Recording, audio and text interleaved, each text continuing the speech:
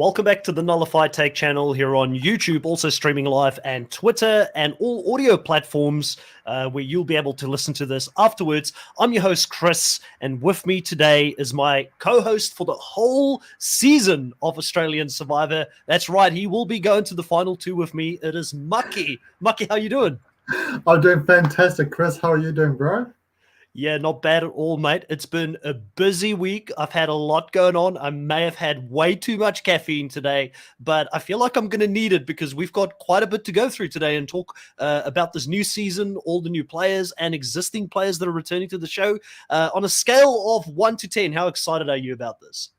I am 11, mate. Honestly, 11 out of 10. You know, while like the whole speculation about heroes versus villains being mixed newbie, mixed returnee has been kind of looked down upon, I've been like really excited for this season for a long time, and I have a good feeling that this is going to be a top 2 season of Australian Survivor. Wow. So, that is a big call by my ride or die Mucky here for the season. He reckons this is going to be a top season.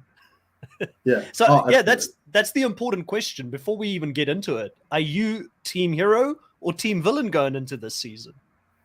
Honestly, team villain. You know, villains have way more fun. You know, like when you look at a lot of seasons where players are quite heroic, like the both champions versus contender season. You know, the hero players dominate. You know, it's time that we have a true villainous player win like a David. So, praying that a villain player takes it out this year.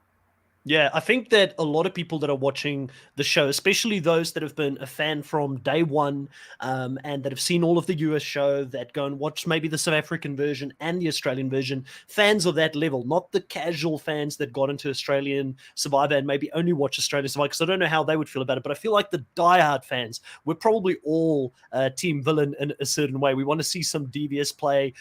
I don't want this season to be a season of mateship, Mucky. Oh, absolutely, absolutely. If this is all about mateship, then it'll suck more than a vacuum cleaner, you know? Like, it'll just be terrible. It'll be terrible.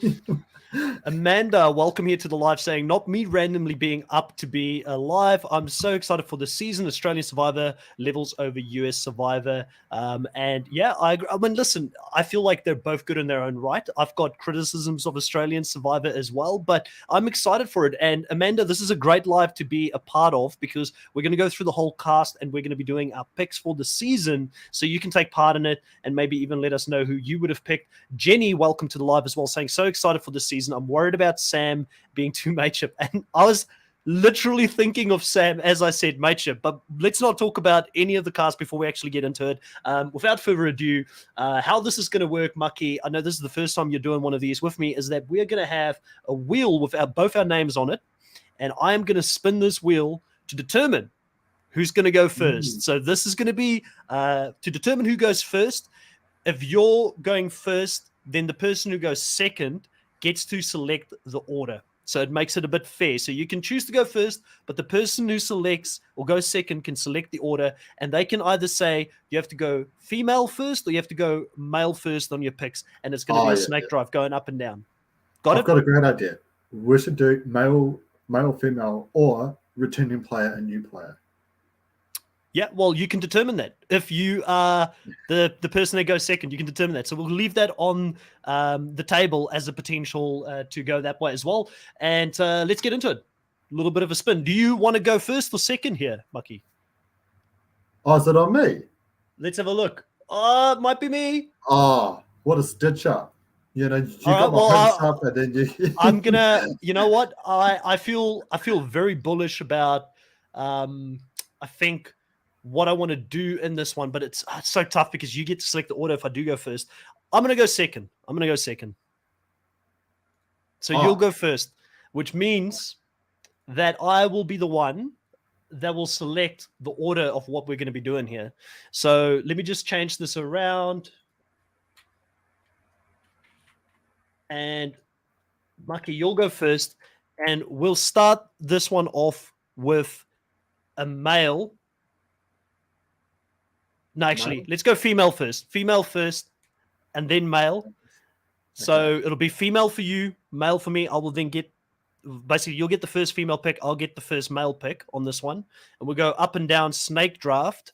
I'm going to keep it male-female at this point. I don't want to go newbies and returnee players, so I'm going to keep it whatever goes at this stage. All right, Mucky, so you're up first, and you're going to have to select a female as your first. All right. So the female that I'm picking, she's my winner pick of the season. So I would love to pick Queen Shani as my first pick. Shani off the board here in the first round. Tell us, Mucky, what do you like about Shani coming back this season? I mean, like, what's there not to like? You know, Shani, like, it makes sense why she's the first 3-time Australian Survivor player. She's extremely good socially. She's really good strategically. Challenge-wise, she seems to be getting better each time she plays. You know, she won 2 individual immunities and all-stars compared to the first time she played, where she only won once.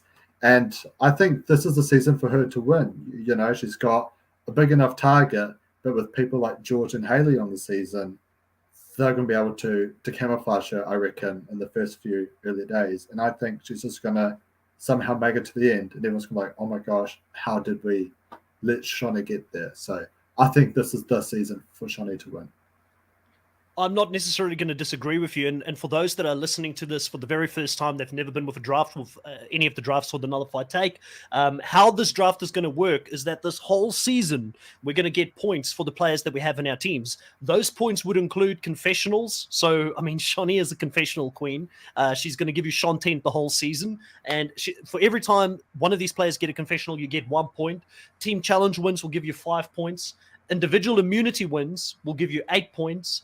Making the merge will give you 5 points. A successful advantage play will give you 10 points. Finding an advantage will give you 5 points. And because it's Australian Survivor, each player that gets 0 confessions in an episode will get 3 points. We brought that specifically in for Australian Survivor because we know that a lot of people will be getting those 3 pointers, Mucky. Might not be Shani. Absolutely. Yeah, oh no, definitely not Shani. But I could definitely see a case where I think, like, if not a lot is going on the villains tribe, I could definitely see a case where she does get 0 confessional, especially if you have players like George, Geordie, even Simon. He's been like quite heavy in the promos. So I definitely think there's a chance that maybe it's some more lighter episodes, not about the villain, she could get 0 confessionals. But yeah, but definitely she's one of the best confessional givers. I'll say her and Luca, the top 2. Yeah. So rounding it out on the points, if you get a vote against you, it's -1 point. So for each vote, you get a -1 point. Runner-up, 25 points. Winner gets 50 points. And then we've got a whole bunch of bonus categories, which will include most confessionals, most individual immunity wins, most advantages found, least votes against you by the end of the season, and most advantages played correctly for the season. Those are 25 points each. It's going to keep it nice and interesting until the end to see who's going to win this one outright. But I like your pick for Shani. I think she's going to score across a lot of those different categories. I did not expect Shani to be the first 3-time player, and I definitely didn't expect her to be the first 3-time player coming back, or the only 3-time player coming back. I feel like there was a bunch of heavyweights that were left off the table, but you know, I'm excited to see what Shani can do in this tribe. She's in the right tribe for me. I know a lot of people were confused as to why she was a villain. I'm not confused. Like, she's not a bad villain. She's the fun-loving villain, the one that you kind of want to root for, I think, in the game. Yeah. I think I definitely understand the argument for Hero, because definitely in both first seasons, she was one that all of us were heavily rooting for, you know, fan favorite. All odds. Yeah, she was fan favorite twice in both first seasons, you know. And so, yeah, I definitely see the whole underdog, heroic kind of aspect, because she definitely plays for the people at home, you know, because in both times she's played, you know, she's been surrounded by athletes and champions in the field, but she was just an ordinary person. So, yeah. That's true. Okay, I've done a bit of an arrangement here just so that I don't accidentally share my rankings with you when I go in between screens. So I don't want to make it too easy for you. I had Shani as my 3rd overall pick for the season. So she was going to be number 3 for me. You could have left her for a few more rounds, but I don't think that there's much between the top 3 for me. What I'm going to do is I'm going to go for my number 1 pick. I'm going to go all in on this one. I didn't think I was going to get this person, because I thought you would take them. Can Haley do the unthinkable and go 2 times? Can she win back-to-back? That's the question here that everybody will be asking. We saw US Survivor We had Sandra Diaz-Twine go out there. She ended up being the first 2-time winner. She was a villain, though. Could it be that a hero this time becomes a 2-time winner? I don't know. But what I do know is that she's been all over the promos. She's been heavily featured in those promos. She's definitely going to get a lot of confessionals this season. I think that if she makes it to the merge, she's going to be a big presence. So she's going to definitely get me points across a lot of those things. She's great at individual immunity. I mean, she could go to Redemption Island and fight her way back and still win this season. Australian Survivor gives you a get out of life free card sometimes. So I do think that Hayley is a strong player. And even though she's a winner and she's coming back and she should be targeted, I think that she's good enough socially and strategically to get to the merge. And when she gets to the merge, anything is possible. Yeah. What do you think of that pick? Oh, I definitely love the pick. Hayley was also in the top 3 for me as well. I definitely think that with Hayley, she's got a massive bullseye on her. Same as like Henry, same as like David and All Stars. And I definitely think Hayley's going to go far. In my Brute Order predictions, I had her going out at the final 9. Kind of like the final 10, 9, 8 spot. This tend to be where most massive players go out in Australian Survivor. I definitely think she's going to do extremely well. But I think like this is too big of a target on her. Like I think we can both agree with how the process is set up, with how the promos have been set up. It's the George and Hayley show. This season was meant for George and Hayley. So I think both of them are definitely going to go quite far. But I think... Are you reading my mind? Because I do have the first guy pick, and you spoke about the person I'm going to pick first. I'm going to pick George as my first pick as well for the guys. So I might as well just do that right now since you've been mentioning him. And I didn't think I was going to come into this draft getting both of them, but they're both being heavily featured in the promos. They're all over the posters. Now, if you watch Australian Survivor, and you look at those promos, a lot of the times the winner is heavily featured right from the start. So I wouldn't be surprised if this becomes the Hayley versus George show, if they both go to a merge, and if the best between them is the one that actually goes ahead and wins this season. But I'm getting very much redemption vibes from all the promos, where George is saying, I'm coming back for my crown that was stolen from me. It's really funny seeing them sort of talk up this rivalry, which that they're best friends or good friends, in any case in real life. It's going to be interesting to see. And listen, George is going to get all the confessionals. He's going to find advantages. If he can make it past the first week, he's going to be good. Now, should he be good? No. If I didn't see the promos, would I have picked George this high? No. I would not have picked George this high if I didn't see the promos and if I didn't see how much the marketing team wants us to know about King George coming back this season and how he's got this big reputation. So that tells me that even though some of the promo shows him in trouble early on, he's going to do what he does best, and that is play from the bottom, Mucky. Yeah. Well, it's actually quite funny you mentioned about the winner being heavily featured, and because this is something I've been looking at as well. I've been trying to read the promos as well. And in Brains versus Brawn, and in both the Champions vs. Contender season, they didn't show the winner pre-season. Hayley didn't get a single promo for Brains vs. Brawn. It was all about George, Big D, Daney and stuff. And for the first Champions vs. Contenders, it was like the Benji, the Heath, the Matt Rogers promos, So, I think George and Hayley are the players of the season. I actually have them going up back-to-back, final 10, final 9, kind of similar to like the Matt Benji sort of route. That's how I think it's going to go. But I did quite like the promo. I think it's one of the first promos that came out where they tried talking about like the greatest battles in history, and it was Luke Skywalker against Darth Vader. There was a gladiator matchup, Harry Potter versus Voldemort, and then it was just Hayley and George as the next one. I found that quite funny. I just want to read a couple of comments that have come in here since we've spoken about them. So Marcus here says, Marcus, welcome back to the live, says Shawnee is very much like a Courtney Yates in the original Heroes versus Villains, snarky confessionals, giving 0 Fs and deserves to be in the villains tribe. 100% agree. Yeah, I think we both agree. Amanda Coley said, I'm actually a George fan. I find his peculiar self and ways funny. I think he's great. Like, I know he wasn't everybody's cup of tea last season when he was on, and some people got really annoyed by him, and other people's really loved him. He was a bit polarizing, I think, but ultimately, I like the guy. Now, the one weakness George does have, I will say, is he's not great at the physical stuff. So how's he going to do in the early days for his tribe? Will he do physically good enough? I don't know if he was mentally in the puzzles and stuff, if he was really at that level. I think Wave really helped his tribe in that season. So I don't know if he even is that much of a benefit for them there. But I do know that he's been working out and he got ready for this one. So he's in a bit better shape than what he was the first time he played. Yeah. No, Hi, Christina. Oh, hey, Christina. Yeah, I think, because I recall I sent it to my cousin, actually, because he's a massive George fan. And I was telling him, like, look, George is posting a lot. He's hanging out with Jordan from Blood versus Water. He's like at the gym constantly. I think he's on the next season. And we're both like, oh, probably not. But as soon as it was announced was Heroes versus Villains, it was obviously, yeah. Also here, Tom saying there's no way George can make it far again. That being said, I want him to win. I'm with you, Tom. I was Team George the first time he played. I'm Team George again this time. Nothing against Haley because I've got both of them in my team this time. So I don't have to choose. I can have them both in my team, and hopefully one of them will win this season for me. But it's going to be tough. So I have gone and selected the second female and the first male of this draft, but it's my first male and female picks. You now get to select your first male also for this draft. Who are you going to pick with everybody that's still left on the board?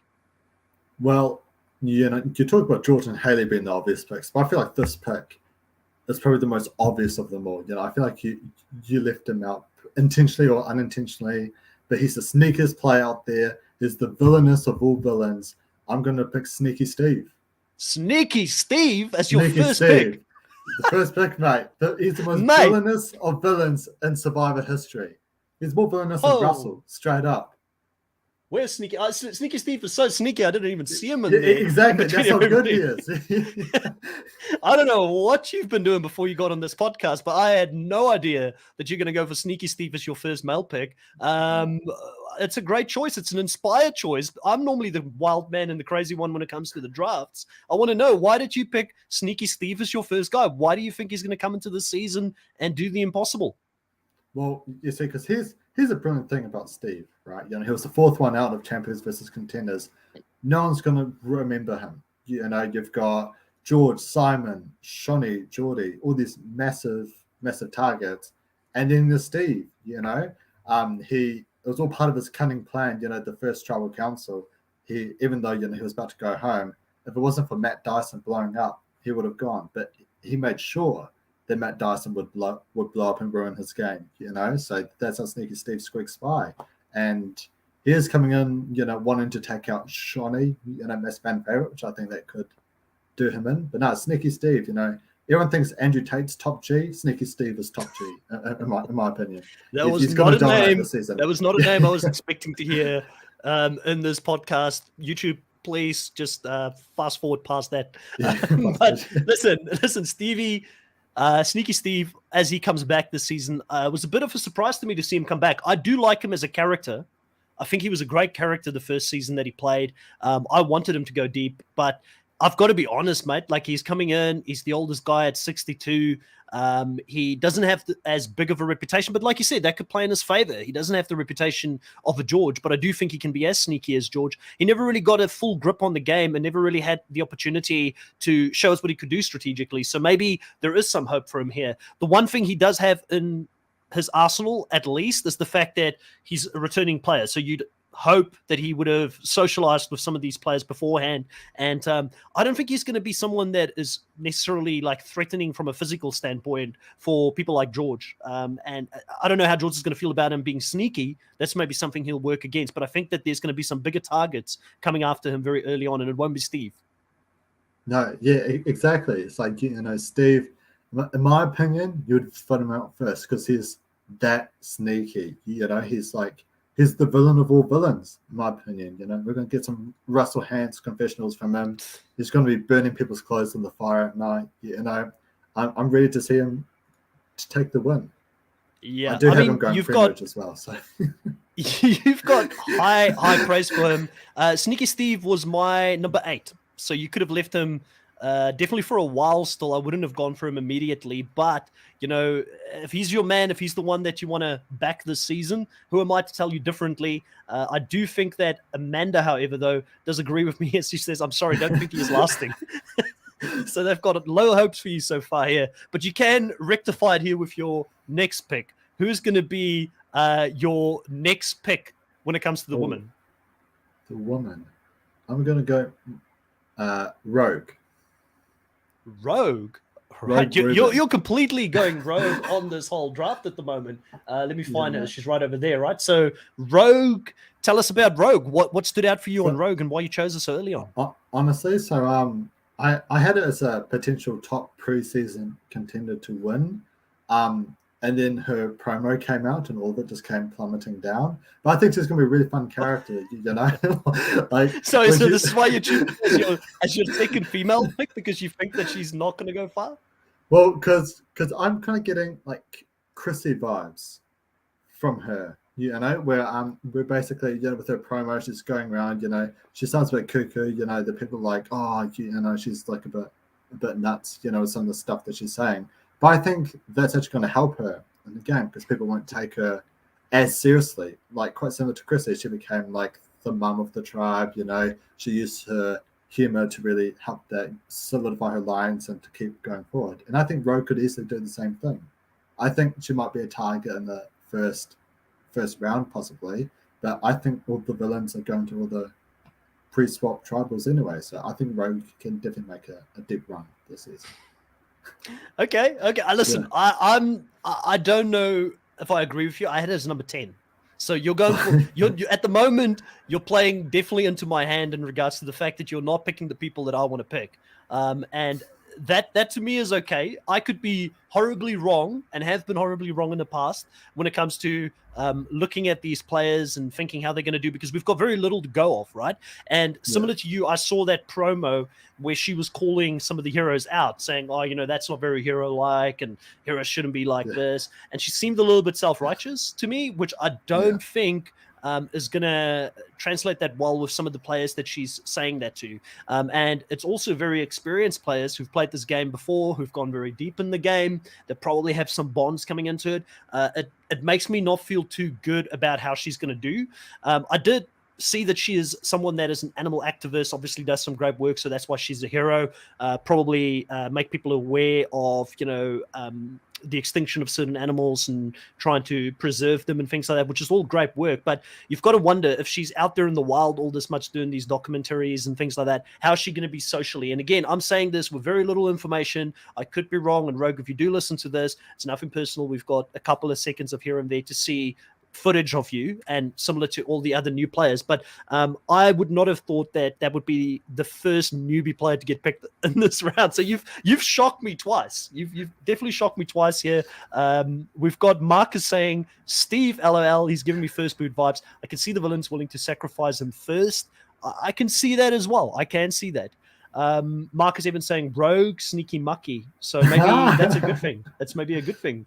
Exactly. And Amanda, I'm getting Ellie vibes from Rogue.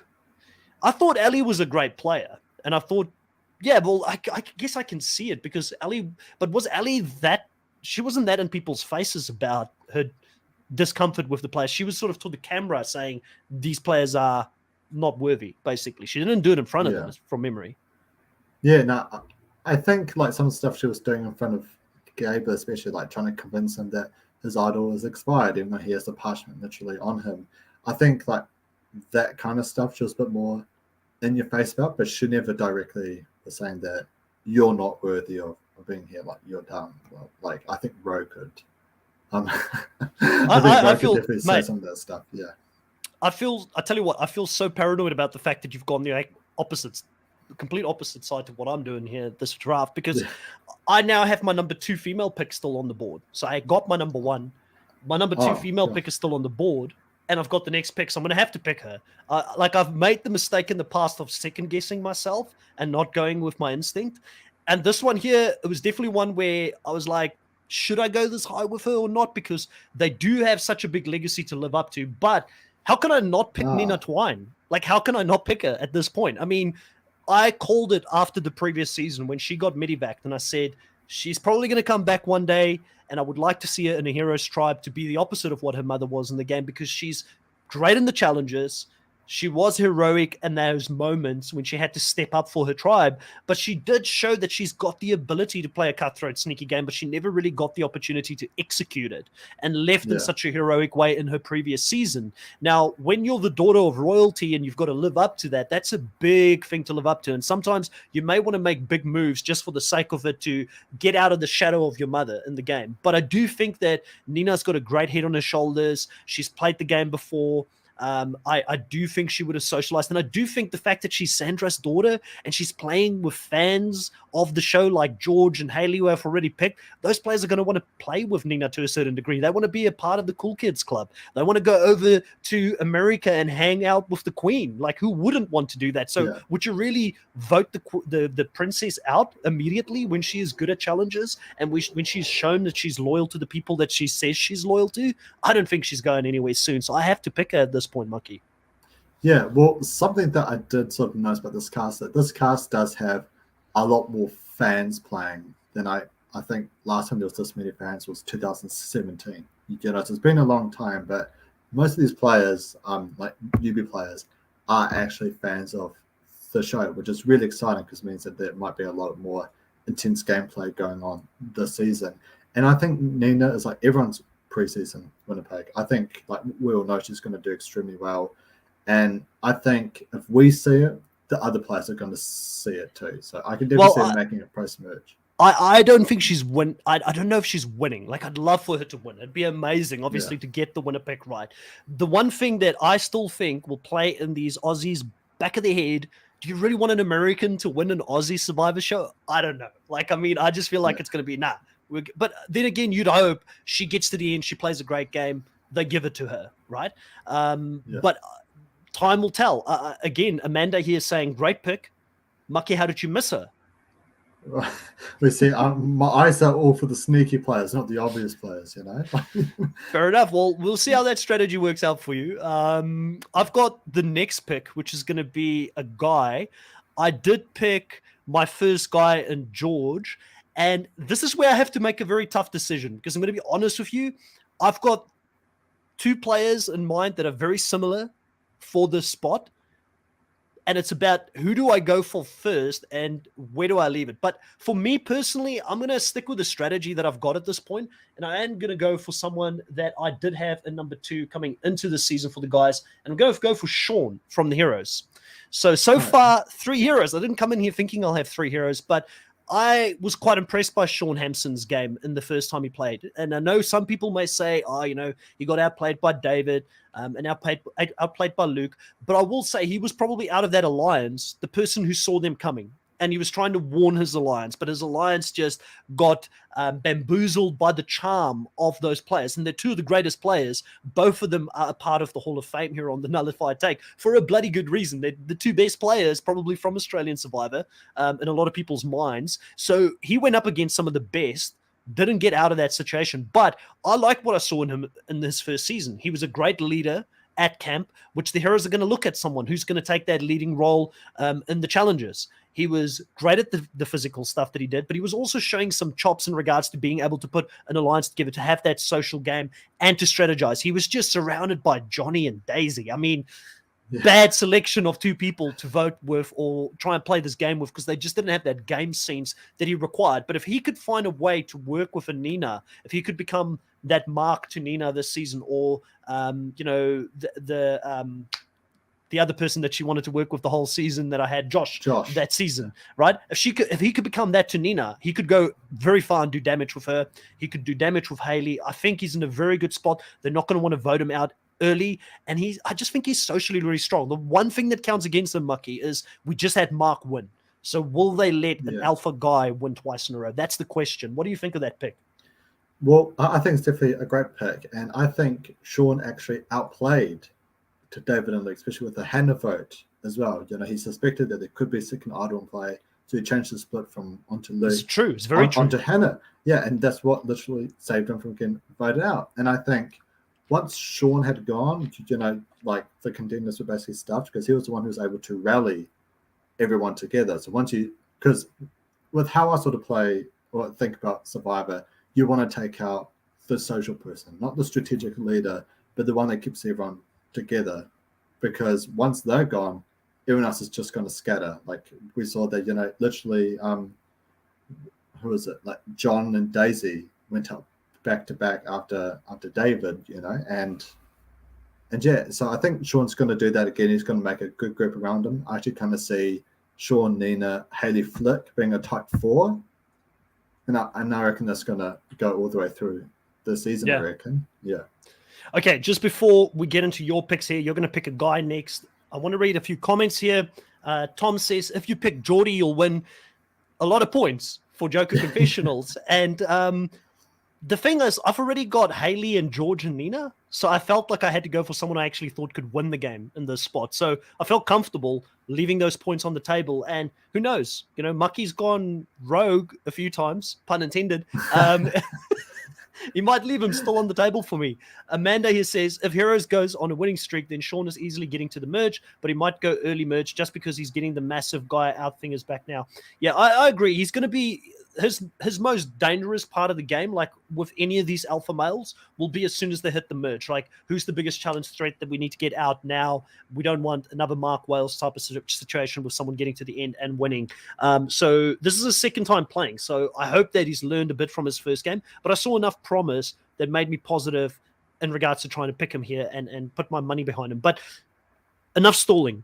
Mucky, who is going to be your next guy pick?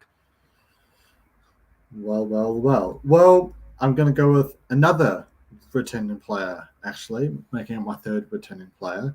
And he's been featured in 2 promos, maybe 1 promo. And I actually think he's going to do quite well this season, so I'm going to go with Simon. Simon me. All right, what do you like about Simon? I think he's coming in, kind of like the goofy look on, shucks, I got voted out with 2 idols. And I think that people aren't going to really see him coming because so much focus is going to be on George and Geordie. And I think Simon's going to be that third kind of alpha spearhead. But I think out of those 3, Simon's potentially going to be the last one to get voted out. I do think he is going to get voted out pre-merge again, like at the exact same spot he got voted out last time. Why are you picking these players if you think they keep... But I think there's definitely a high chance that he could make the merge and actually go quite far. I just think that, Simon, I think he's learned a lot as well. But he also didn't really do anything wrong except for just play too hard too early. And I think on the Villains tribe, if you're not playing hard, you might actually get voted out early. So I can definitely see Simon like making it quite far this season. But I do think when it sort of comes to like the early merge that we're talking about, that's why Sean can get targeted. I think David, Sean, and Simon have got a lot to worry about between the 13th, 14th spot, kind of just before merge, then leading into merge, because I think that's when they're most at risk. But out of all 3 of them, I think Simon's going to be the one that can sort of escape that sort of way. But yeah. Let us know in the chat for everybody that's there what you think of Mucky's Simon vote. Is he starting to get in the right direction here with his picks? Do you guys reckon he's got a chance? My thoughts on Simon, right? Firstly, awesome guy. I've had the opportunity way back to speak to him once via DM and things like that when I was working on his original season when he got on. Very engaging, big fan of the show, has watched it for many years. This was a dream for him to go out there and play the game. He goes out there, he tries to play a very strategic game in the sense that he had an alliance that he started to form. He finds all of these idols, gets voted out with 2 idols, which that's got to hurt. But I like the fact that he went and he actually put that whole thing in a trophy case so he could look at it every day to remember the mistakes he's made, so he's coming into the season wanting to redeem himself. He's going to have that hunger. I do think he's got some game in him, but the big question mark for me, and I didn't have him low, I had him as my 5th choice overall for the guys, which is still very high because it could go either way in those early rounds when people pick. Funny story, I had him as my winner pick that season. Oh. So another reason why I wouldn't have picked him for a winner this time, because he didn't do me justice on that season. But, one of the problems I have with him is his read. The people that he thought was very close to him were all bamboozling him, and he didn't read that, couldn't find it out. I've spoken to people who he's been in a tribe with that season as well. Gerald the Woodchopper comes to mind. He's been on the podcast a few times. Shout out to Gerald. He should have been a hero this season. Gerald said basically that Simon, was very obvious in his gameplay. Everybody knew what he was doing from the start. And that's why Shannon immediately was against them. And we couldn't understand that, because they said he was very transparent in what he was doing. And they saw him find the first idol and the second idol. And he wasn't very subtle. So, that's not good. But if he learned from it, he's got the makings of a great player. So let's see what happens this season. This could be the perfect season for him to come back and do extremely well. And I, for one, would not be angry if he did, because he's a nice guy, he's a big fan, and you can't fault the guy for trying in his first season. Yeah, and to go back on Simon, I guess we can kind of mock him for having a bad read on Danny and Chelsea, but I recall both my partner and I were watching Bransford Sprawn together, and I'm pretty sure we both agreed that it was really dumb for Danny and Chelsea to take him out then. So I think if you're looking at it from logic perspective, why would 100%. they take him out? Absolutely, because if they go one more round without a merge, Daniel Chelsea are gone straight up. That's a fair point. Well, Danny told us why she did it. She premeditated the move before she went out there. She told her partner that she was going to become friends with the biggest alpha guy, and then she was going to slit his throat before the merge. So she premeditated that, which is the sign of a bad player. You don't go into the game saying that, because the player that you ended up blindsiding was Simon, who was never going to turn on you. So she did end up going far that season. But I think it was a bit of luck involved more than anything else. But then again, I don't want to take shots. I've never been out there. But I agree with you. I didn't think at the time that it was a great move, especially for Chelsea, because I don't think she had a footing at all after that move. I don't know where she fit into the hierarchy at all. Yeah, she got 3 confessionals that season. I find it so funny. Chelsea's medevac was explained to us through another player's confessional. We got nothing from Chelsea through the medevac. She would have been killing it in this draft with all those 0 confessional 3 points that you get every time you do that. All right, let's move on. You've got the next female pick, and this is going to be your 3rd female pick.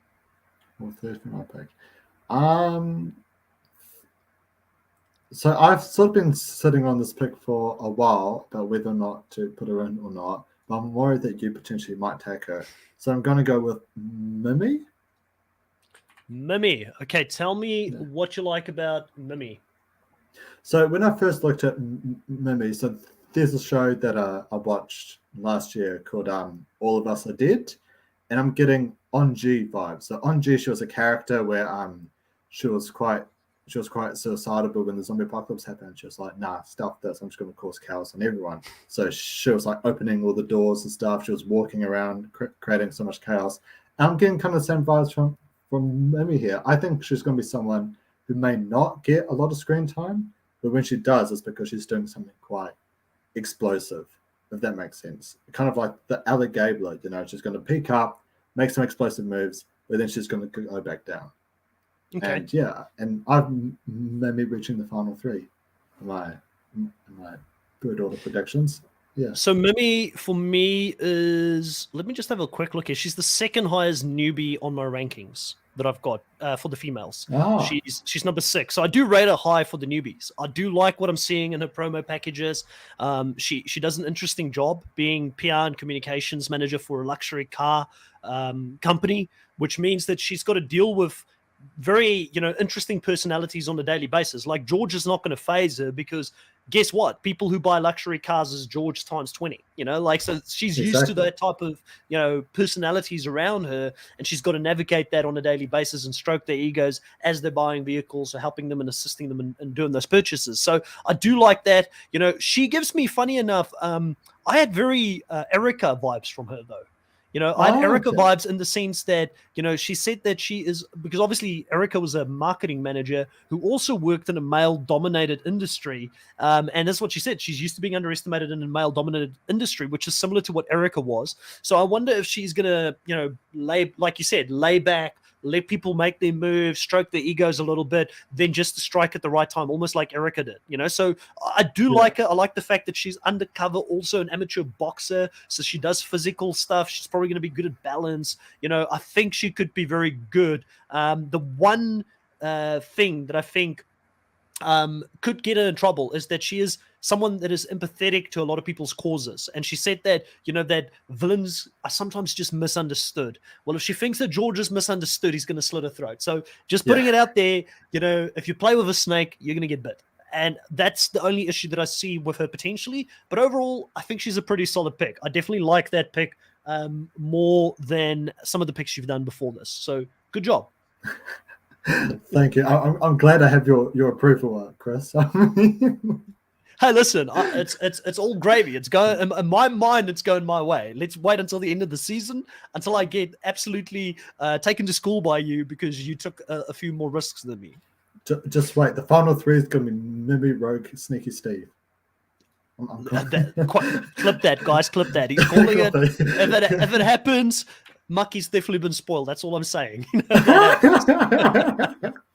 All right, we're going to go into the next one here.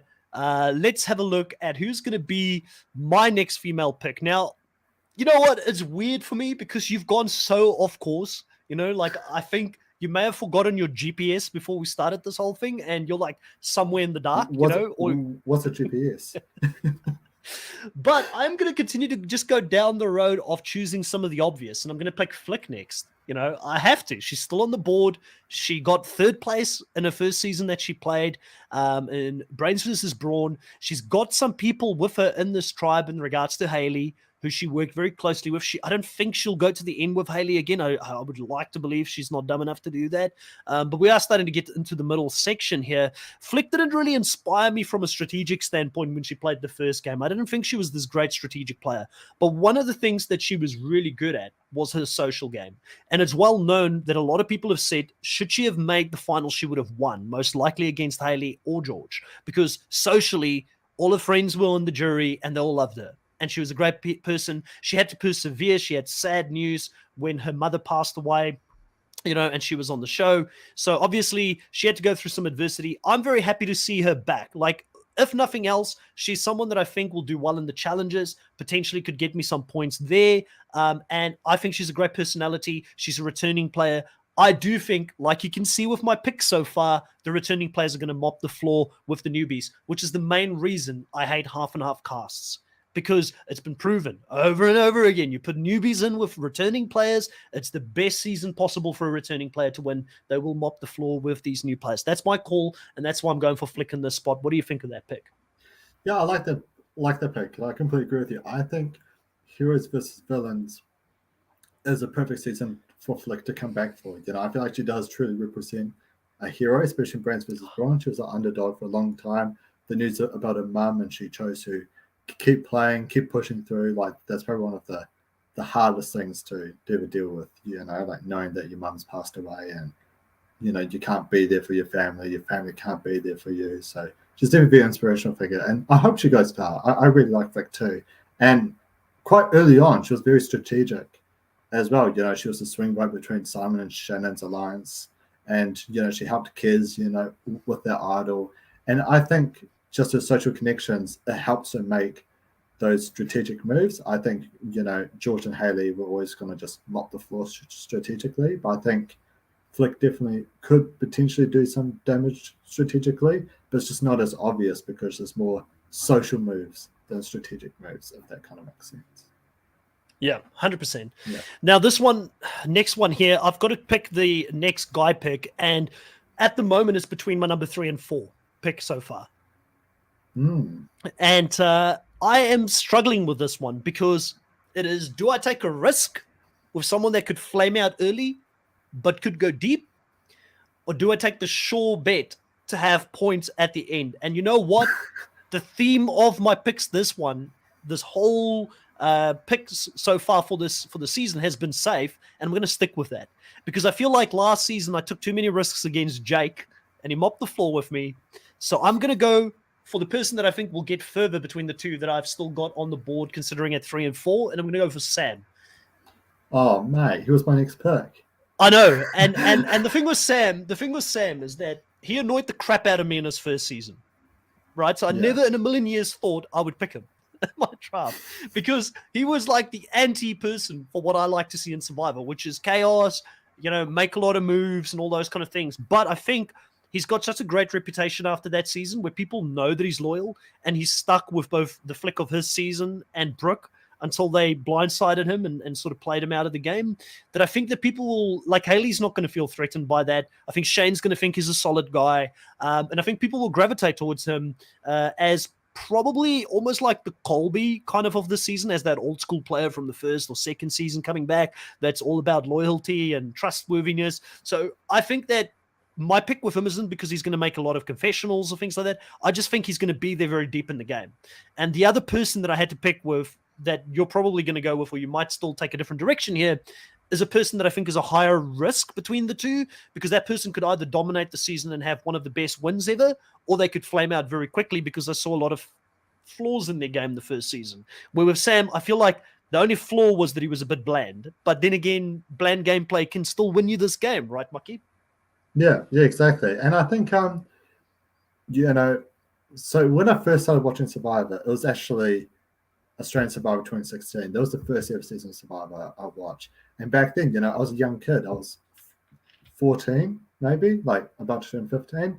And I was very much on the Sam bandwagon. I was like, yeah, we don't like snakes. We like mateship, And I was like that with Colby, by the way. That's why 100% why I compared him to Colby, because Colby season 2 of Australian Outback, people look at it now and they're like, how could you have liked Colby? Well, I was similar to you. I was like a 10-year-old, 11-year-old kid, and I looked up to him as like my hero, like the good old cowboy, that does all the right things type of thing. So I 100% get what you're saying. It wasn't about the gameplay. It was someone that you saw do good in the challenges and be a hero like he is in this season. Yeah, and he did take massive risks. He flipped on his alliance to try to take out Nick, like straight up. Like he didn't care. Yeah, but it was Nick. Nick. Talked with him or not. Yeah, it was Nick. Yeah, but he was the snake that season. Everybody called him the snake. I don't know what he did, but in their minds, he was this bad guy for trying to play strategic. Yeah, and yeah, I actually did quite like Sam. Actually, the first time I ever got spoiled, I actually specifically recalled this moment. I was walking home from school, and I was listening to just like random like Survivor intro music, and I found one for Australian Survivor 2016, and I started watching it, and it was a boot order video, right, where they play the intro. It's just the boot order, but I didn't realize that, and so it was starting to click to me like, hang on a minute, these people just got voted out, and it was just before the Brooke blindsides. I got spoiled that Brooke was getting out, I got spoiled Sam was getting voted out, and I was like, wait, Christy wins? How the hell does Christy win? So I'm so glad I didn't get spoiled that season. I stay away from spoilers as best as I can. I don't want to get spoiled. So I'm glad I stayed away from it, because that win for Christie blew my mind by the end of that season. I was just like, what just happened? What just happened? Yeah. But yeah, it's awesome that Sam's coming back. Like Tom says here, so glad Sam's coming back. Only season 1 player that still needs to return my bucket list. Al and Craig, both really good players. And I do want to see Lee get another opportunity as well, because he had to leave, under sad circumstances the previous time he played. I feel like he was robbed of that second chance, of having a proper second chance. I was surprised Lee wasn't in this season, to be honest, as a hero. Yeah, I think it's definitely up there, potential of getting chosen. But I think it's also the thing on, what does Lee have to get from Survivor anymore? Like he kind of struggled keeping up with strategy and All Stars, and I think it was sort of more like an earlier season, maybe like season 3, season 4, he might have come back. But I think definitely now the gameplay is really elevated, and I think guys like him won't make it far anymore, unfortunately, for Lee. So so I would definitely love to see Lee come back, but I'm not sure how well he would do, like playing with like a George or like a Haley, because I think with David, there's definitely spinning circles around him already. So imagine being surrounded by George and Haley. So. Sorry, I interrupted your train of thought. Was there anything else you wanted to say about Sam before we move to you for the next guy pick? Not really. I'm just excited to see Sam come back, and I think he's going to do really well this season. I think he's still going to have the same sort of hypocrisy about him. He's going to criticize people for flipping, but he's still going to flip regardless. And but he's definitely like a entertaining, heroic figure, and I think he's going to go really far. And I can actually see him I can kind of see the Heroes tribe being broken up into two different ways, where all the returning players are going to stick together with a few newbies, and that's going to be the alliance that goes all the way forward.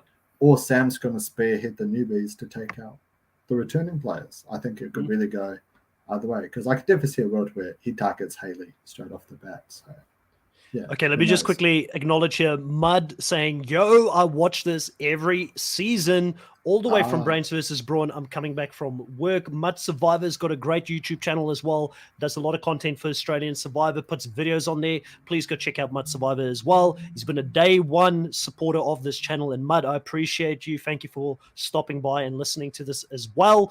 For those that are in the channel right now, please consider liking the video. It'd be awesome if we could get 11 likes on the video while we've got 11 people here listening to the live. Consider subscribing as well and liking the video so that it helps us continue to grow this channel. We really appreciate it. All right, over to you, Mucky. Who is going to be your next guy pick? Ooh, next guy pick. I'm going to continue on my villain bandwagon, and I'm going to select Michael. You know, Michael's got to back the Michaels. You're on mute, by the way. All right, I got Michael on there for you. Okay, Michael, why are you backing your namesake Michael in the spot? What are you seeing? Because you're on your own track at the moment here. Yeah, it's a brotherhood. Michael's got to support Michael's. You know? No, but I actually think Michael. That's why Chris Underwood's the best winner of all time, mate. I think Michael's going to do really well this season. I can see him being the Ross of the season. You know, Ross from Champions vs Contenders. You know, Ross, he was doing extremely well socially. He was in pretty much every single alliance. You know, people were always trying to get Ross onto his side. I can see the same thing about Michael. I can kind of see him being like a goofy kind of, not really outward villainous player like a George or Sneaky Steve, but I can see him kind of being like with a flip-flopper between different alliances, and he's just connected socially with everyone. Yeah, listen, I had Michael as my 11th pick, so it'll be like the second last pick for me for the season. And it's just because, again, he's a newbie player coming in. I don't know what to expect. I don't even know if he's a fan of Survivor. He did say he wanted to play Survivor since he wants to play Survivor for his mother who passed away in 2017, since he does love Survivor. So maybe there is a little bit of a fan in him there. He's going to be, you know, one of his main opponents is George very early on, and he's like, I don't even know the guy and I don't like him. And that's why I was like, does he watch Survivor? Does he not know who George is? You know, like It kind of sounded like he didn't. Maybe he's more of a US fan than a Australian Survivor fan. Being a journalist, you know, I just didn't get much from him. It's not again, someone's going to be 11, someone's going to be 12. I just didn't see much in him. I don't have much to say in regards to thinking he's going to be great. I do know he was a sports journalist, so maybe he knows some of the sports players that are going to be playing. You know, like I think it was NRL, though, more so than AFL. So I think there's a few AFL players this season. So maybe it doesn't translate, but I'm sure he knows of them in some capacity. And being one of the older guys, he's going to have to find that lane. There's a few older guys now, you know. He's got Sneaky Steve in there that's an older guy as well, and then he's got Jerry on the other tribe that's an older guy as well. So I mean, it could go either way for you here. I don't feel confident that you're picking him this early is what I'm trying to tell you.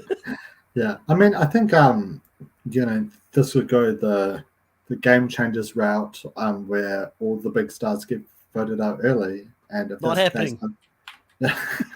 There's just too listen. There's just too much firepower in some of these returning players. Just way too much firepower for that to happen. I just don't see it happening. Yeah, but I think if that was to happen, I think Michael could be one of the people spearheading it and potentially making a deep run this season. Fair enough. Well, we'll have to see how it plays out. Odette, welcome to the live. And also says, this draft seems so lopsided. How did this happened? Listen, Odette, you've got to go back. Honest to God, you got to go back and listen to the beginning of this thing and work through it, because literally all of my picks have fallen in my lap from 1 to 3. I think I've got the number 1 female pick that I wanted, my number 2 female pick, and my number 3. Yes, for both. I've got my number 1 to 3 for female and 1 to 3 for males. So either I'm seeing it very differently to Mucky here, and I'm on my own track, or Mucky, you're throwing it to me. Honestly, I think you need to get on my level, Chris. Honestly, like you think you're up here, but really you're like down there. Honestly. Oh, jeez. Yeah. All right. Well, tell us, old wise oracle, who's going to be the next female pick for you? What are you seeing in regards to the females? Who's going to do it for you this season?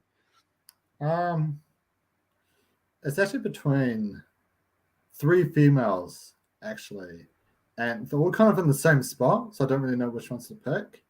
But for the sake of it, because most of the theme has been, quite chaotic, quite chaos, or stable in some other words, I'm going to go with probably one of the most chaotic newbie players, and there's Sarah.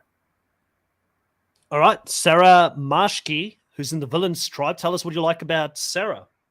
Honestly, like, I think out of all the newbie players, she's definitely got, like, the biggest oomph about her, Like, I was reading up about her, how there is a theory that, she was competing for Miss Universe Australia, and she pushed her competition off, like, a bus, which broke that person's leg or something, and obviously they had a bunch of cuts, bruises, and scrapes, and then they lost the competition. And she did an interview. I was reading an article about this, and it made me laugh so hard. In the interview, she denied it, because if she was to push her off the bus, she would have done a better job at it. I saw that. Yeah, which made me laugh so hard. And I think out of all the villain newbies, she truly does represent villains, even though she says that she didn't do it. I think there's a lot of evidence here that does show that she that she did it. So yeah, out of probably all the newbies to represent heroes versus villains, she truly does represent villains. She's like, is there any video evidence? Well, Yeah, then I didn't do it. Exactly. If there's any CCTV footage, I'd like to see it now.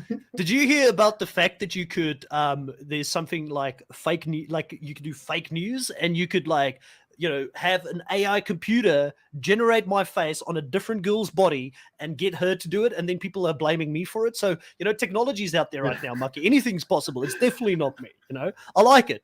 Never concede defeat, and I like that. I think she's got a certain pizzazz about her. I do like Sarah. She was my overall third pick for the newbies, right? For the newbie girls, and 7th overall. I think that she's a beauty queen, right? We've had Sarah Tillicki be like that, be the social butterfly that she is, do really well. We had another Miss World, I forgot her name now, come back, also go very deep in her season. So it's going to be which one of those two is she going to be, or is she going to be her own lane? And I feel like she's going to be her own lane. She's got a little bit of a rugged edge to her, having played rugby growing up as well. Yeah. Wouldn't expect a beauty queen to be that physical. So I don't think the physical stuff is going to be an issue for her at all. I do agree with you. I feel like there's something about her that just gives her that little bit of an edge. So I don't think this is a bad pick. We're at that point now where the players are starting to thin out a little bit.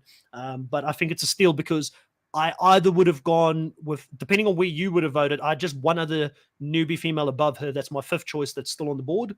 I could have picked her depending on where you were going to go. So it's not a bad choice at all. Odette here says, I'll circle back when it's over. Mucky, don't throw it to the host with a fist pump there. I think that maybe it's the case of, I'm like the Shawnee in this situation. I'm coming back for my 3rd or 4th time playing this fantasy draft, where Mucky is doing it for his very first time ever, like Michael this season, who he just picked. You're in his spot. You're doing it for the first time. I think, Chris, I think you're just like Simon before we got voted out with 2 idols. You think you're at the top, everything's going smooth sailing, but just you wait. The first 6 voted out, it's going to be Haley, George, Nina, Sean, Flick, and Sam, straight up. Listen, the live audience is coming for you here. They say, I feel like he's mucking it up. Tom is saying, nah, Mucky has a third eye. He's just mapped out the top 7. Exactly. 7-11, baby.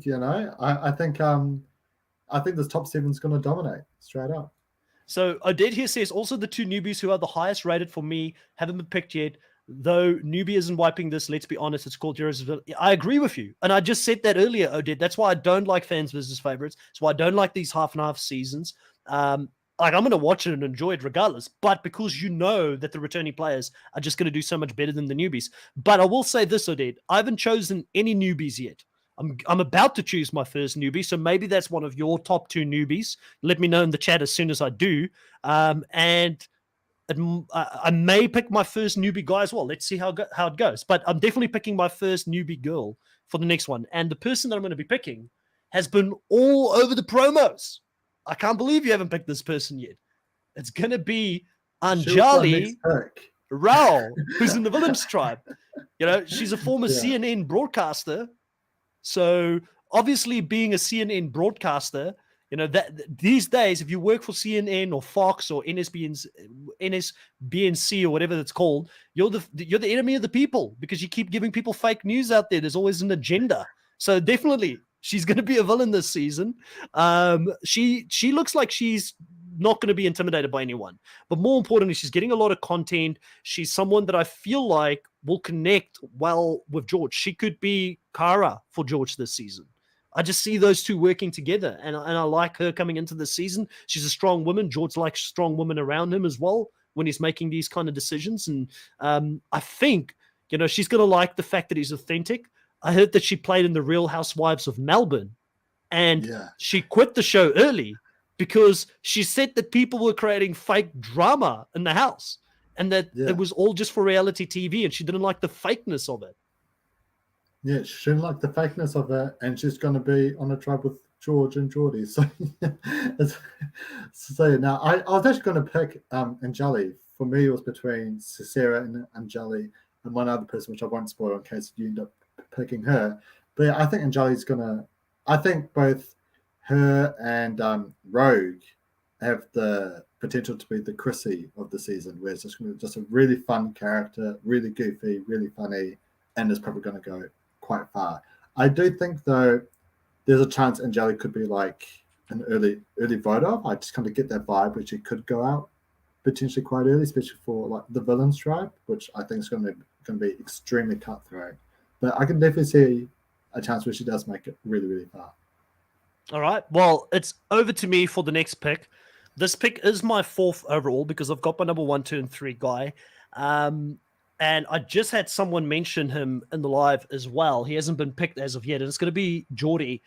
I had to really think hard between Geordie and Sam for me at that point. I was hoping he would come back to me if I did pick Sam and I went for the safer choice. Geordie to me is a massive risk coming into this season, and for a few reasons. One of the reasons is because of what Sandy mentioned here. I'm surprised that Geordie hasn't appeared in the promo so far, or there hasn't been much content around him coming back. That's never a good sign in Australian Survivor because they tend to tell you who the people are that you need to focus on. He is, I guess, a little bit in the promo about going up against George potentially, and seems to be driving that a little bit from his end with Simon. So that's either going to be very positive for Simon and him if they can get one over George, or it's going to work out really badly for both of them, and they're going to end up going early in the game. If I had to go between George, who I think is the best strategic player, yes, I said it, an Australian Survivor to ever play and not win the game, I'm always going to back that player. He's the best strategic player that's never won in my mind. I'm not saying he's the most all-rounded player, but strategy-wise, getting out of sticky situations, I don't think there's anyone better.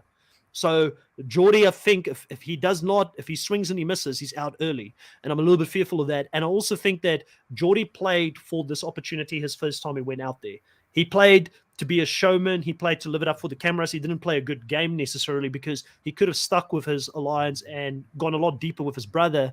And he ended up overplaying his hand and getting his brother voted out early that season. So I like Geordie. He's great entertainment. He's definitely going to give me a lot of confessional points, even if he does go early. So I do think he's an absolute steal at this point on the draft pick, still to pick him up.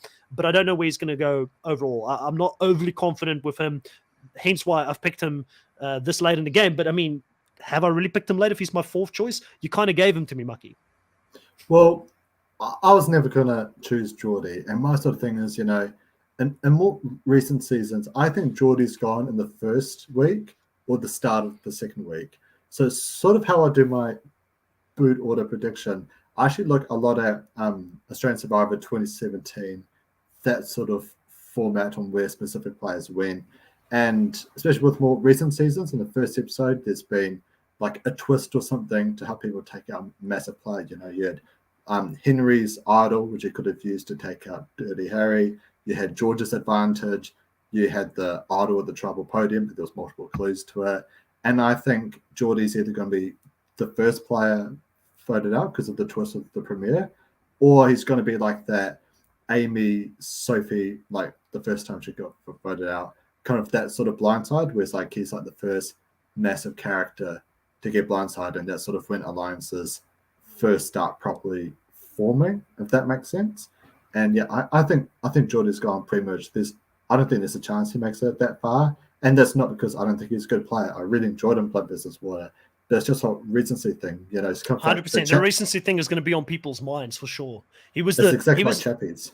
Yeah, didn't he have? I don't think he's I wouldn't go as far as saying he's exactly like Chappies, but I get what you're saying. He's the biggest player probably returning from the previous season, and I'm pretty sure confessional wise, he must have been up there. Like it must have been between him and Mark ultimately for who had the most confessions, and Sam that season. I would assume it. Those three had all the confessions. So if George is like, I want all the confessions this season, he just cuts him immediately. Yeah. And I think because I rewatched all of Talking Tribal, the after show by Channel 10, and George really didn't like Geordie's game. He often criticized it a lot on I didn't Tribal. watch I did not listen to After Tribal at all. So because one of the things that I do when I do podcast and recap about the shows, I don't like to listen to other people's takes and opinions on it because I feel like it influences my own. And it sucks because I used to be a fan of so many of these great podcasts that are out there.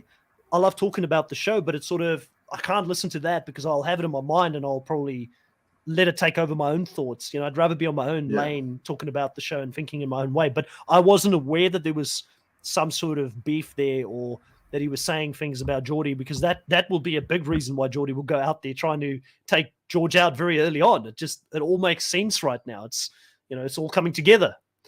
All right, let's go over to you for the next guy pick. Who is your next guy pick? Your fourth guy pick overall?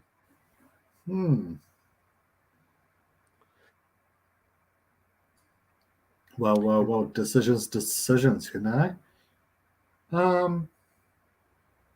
Well, there's definitely quite a few to choose from. We're getting into all the newbies now. All the new guys left in the game. Who stands out to you? I might go for David. David Saharakis. All right. Is that how he says his last name?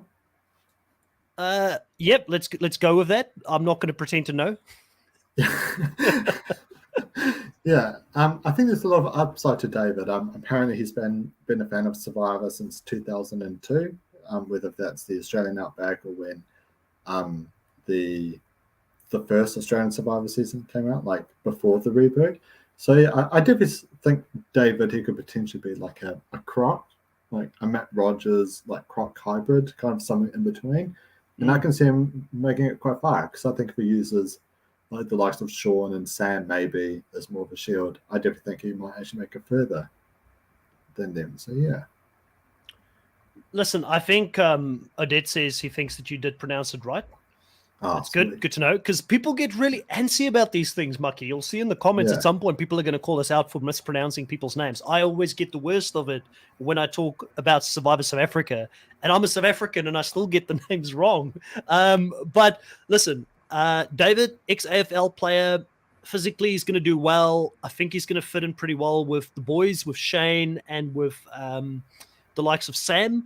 The big issue that he may face is that I think Shane and Sam will have more allies with current players that have played the game before, where they might just be like fearful of that becoming a trio and the boys getting together and not wanting that to happen because it just happened in Brains versus Brawn. And that could be a target on his back. If those three guys get targeted, he's got the least connections, so it's the biggest likelihood that he's going to be the first person they'll come after.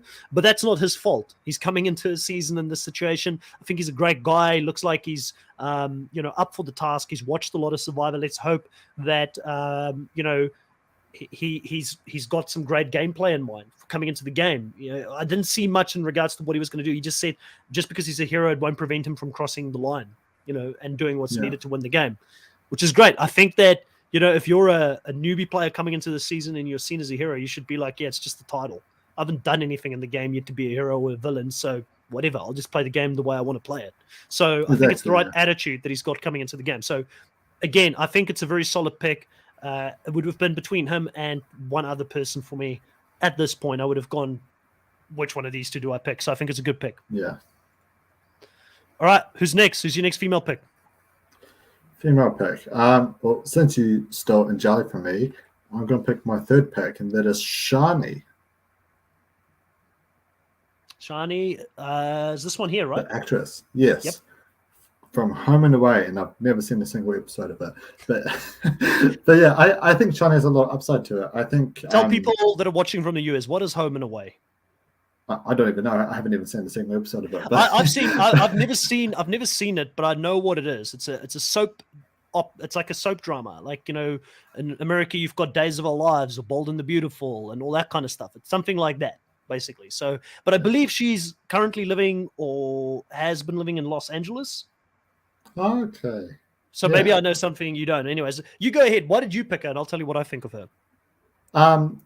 So, I mean, because when I kind of look at soap operas, I kind of see, you know, Coronation Street for older people. You've got Shortland Street, which is a New Zealand show for kind of middle-aged people, and Home and Away is more of a teenager show.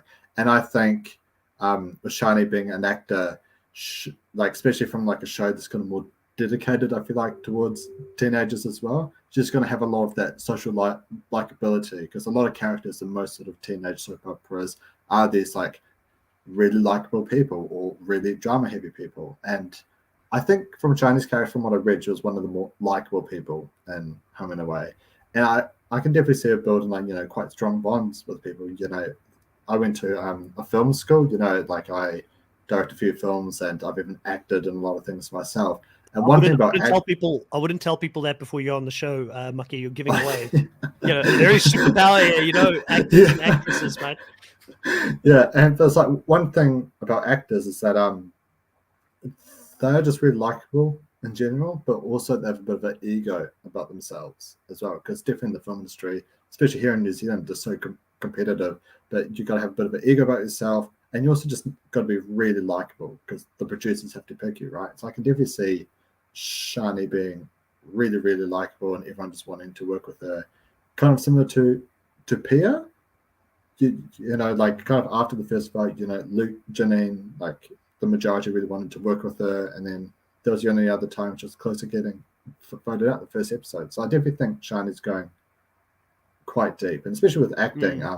Acting's very, very physical as well, depending on which roles you do. It can be extremely physical, especially if you work with Tom Cruise. That's extremely physical. Well, not if you're a voice actor. Oh, no. So I mean, it depends. It depends on what you're doing, you know. But I get what you're saying. I think she's not a bad pick at this stage in the game.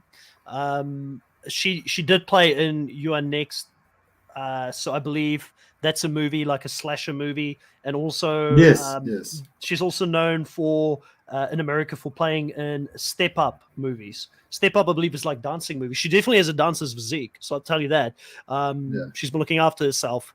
And I think that you're right. I think she could be dangerous. Like actors, actresses, anything like that. It's kind of like salespeople. Don't trust them. Yeah. Vote them out early, you know. I've done a bit of, I've dabbled in acting when I used to be back in school, did like musicals and different acting shows and stuff like that. And then when I left school, I was like, yeah, there's 1,000 other people that are good at acting and singing. I'm probably not going to pursue that. Let's go into the corporate world, you know? So I was the one that sort of very early on bowed out, but I know what it's about. I know that people can turn it on for the camera. I know that people can turn it on for you to make you think that you're their best friend when you're not. So I do think that she's going to be good at that. I think she's going to be good at socializing. I didn't have too much to go for being a newbie coming into the show. I just don't know how she's going to perform, but I don't think it's a bad choice. We're getting sort of towards the tail end of our selections here as well. And I do want to say, Odette also said that was one of his top picks. So it was one of his top 2 picks for the newbie. So he said, Mucky, you did well there. Oh, thank you. But if you think I did well there, I feel like much more of my earlier picks were actually much more better. Sneaky Steve's going to make him further than Shani. All right, I've got to make a choice here. And I think what I'm going to do is I'm going to go for the next pick. I'm going to go for Liz on this one here, for Liz Paranov. She's in the Villains Tribe, previous pole vaulter, an Olympian athlete. So I'm kind of putting a lot of faith in the fact that she maybe will do extremely well at that. physical aspect and do good in challenges. I don't know how she's going to do in regards to just her personality and confessionals and things like that. But I for some other reason, I feel like her and Shawnee and that villains tribe might gravitate towards each other. I feel like there could be a good connection there, and it's someone that could work with Shawnee really well in the game. I think, I try to look up and why she's a villain. I couldn't find a single thing in regards to why she's a villain, to be honest with you. So I don't know if you've got some more information there for us. So with the list, she's pole vaulter. She competed in the last Olympics, the 2021 Olympics, and I believe she shouldn't make it through because when it was her turn, it started to rain, and she slipped over, I believe, on like one of her run-ups, and because of that, she couldn't actually make it through any further, which really sucks. That really sucks. So I definitely think she's going to be one of the more physical women, and I feel like they picked her for the villains because I think the villains are going to get decimated in like every challenge. Like, I just feel like she's going to have that snarky. Yeah. She's got like a snarky type of personality, almost similar to like a Shawnee. Like she says here that she does have a resting bitch face, so that could be something that's a problem. And I just feel like she's very self-aware, and that she's going to have a good social game. I don't know. I feel pretty positive about her being in the Olympics from the age of 18. That's pretty insane, right? Like getting to that level of your sport so early on. So, she's going to be super competitive as well. And I just wanted to get someone that I thought they're not going to get rid of her first. You know what I mean? Like she's pretty much a shoe-in to stay around for the physical aspects. And hopefully she's like I said, she's got a little bit of, it looks like she's got a bit of a personality to her if you read through her bio on Survivor fandom. So these are the things that stood out to me. I do need to pick the next guy, I believe, as well. Just one last thing on Liz. It may be impressive that she's gone to the Olympics since 18. But I've been going to the Olympics since I was 6. The Olympics of walking to the fridge and back, if you know what I mean. So it's not a competition. Jeez, mate. Well, how would walking to the fridge every day help you when you're out of Survivor? Like, what is the skill set you have learned from that will translate into the game of Survivor should the Australian Survivor producers pick you next season? I mean, it's all about developing that pace, fast walking pace. When you see an idol, it's just like saying, like a chucking milk in the fridge. You really got to pick up that pace. You get what I mean? You got the speed walk there. And it's the hand and eye coordination as you reach out for the chocky milk at the back of the fridge to get it out. Exactly. It's going to be key when you do those hand and eye coordination challenges. Exactly. I've been training my whole life. Even before I watched Survivor, I've been training. All right, this next one. Now, this person, I think any other season, if they played, they were my first male newbie pick. For a reason. I think if this person played any other season and it wasn't a returnee season, they would do extremely well because they've got the makings, I think, of a great player. And that's going to be Fraser as my next player. He's a villain because he's a real estate agent and he's a salesperson. Salespeople, like Cody told us, got to watch out for those salespeople. What a monster, honestly. He looks like, listen, if you look at the guy online and you see his personality on Instagram and things like that, I think he's quite a social guy. I think he's one of those, he's not going to be, there was a salesperson, real estate person who played, I think it was Matt in Traitors for Australia. There was just an absolute train wreck. I don't think this guy is that. I don't think he's going to be a train wreck. He seems to be aware, of sort of what his physical capabilities are, and he does look in shape. He's a small guy, but he does like a lot of like long distance running and things like that. So he looks in real good shape. I think he's got a sharp mind, and he would be in a season where you didn't have a George or a Haley or a Nina or any of these great big players, Shawnee, Simon, or whatever you want to call, like all these big players coming back. I think he could have been a very dominant player. Maybe he gets like a great arc where he's trying to go up and upset the apple cart and go against the returnee players. I just feel very low on the returnee players dominating the season, but if they do dominate, he's going to be a part of that. And he's going to be one of the driving forces, I think, strategically. I like what I'm seeing about him. I don't know how big of a fan he is, but there's something about him that just shouts to me, he's got it. Yeah. And I actually have him as the first person getting voted out. And as my prediction, I think interesting. quite recently, like men have been like the big targets because there seems to be like a weird stigma that you gotta take out the men, they're the more bigger threats, which I heavily disagree. Are you saying that men are being targeted in Survivor unfairly? Oh no! Are you trying to start a war with Survivor Twitter, Mucky? I mean, I think you're my Don't only add follower. me. Don't add me, guys. Add Mucky if you're coming for him. I've only got one follower on Twitter, and that's Chris. So please add me and tweet at me. I dare. But yeah. But I think Fraser, he's like a sneaky guy. His like when you sort of look at him, you kind of think, oh, he's a bit untrustworthy, he's a bit schemy. And I think he's going to have the social game, mate. You're underestimating that smile. I'm telling you. Sneaky Steve's going to have the social game. Okay, like hands down. But I think with Fraser, I think there's going to be some kind of twist in the premiere that I think is going to screw over someone, and I think that person's going to be Fraser. I think it's going to help the likes of George, Simon, and Shawnee, like the more bigger players. But I think just Fraser's going to get the shorter straw in the premiere twist. So are you saying that half of the tribe is going to be safe? Episode 1? That sounds unlike Australian Survivor. No, it's going to be an immunity train, and he's going to be the other one who doesn't find an idol. So that's how he. All right, moving on. Let's just have a quick look at what people are saying here. Odette says that's my other newbie top pick. So I got one of them at least. He was my top male pick as well. Sandy says, stop, I'm remembering Matt in Traders AU.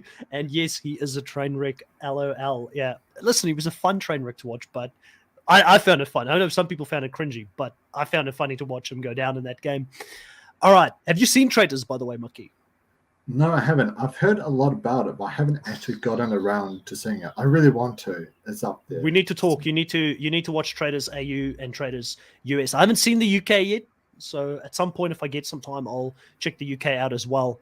All right, let's get into the next one. Who is going to be your next male pick? I believe there is only 3 males.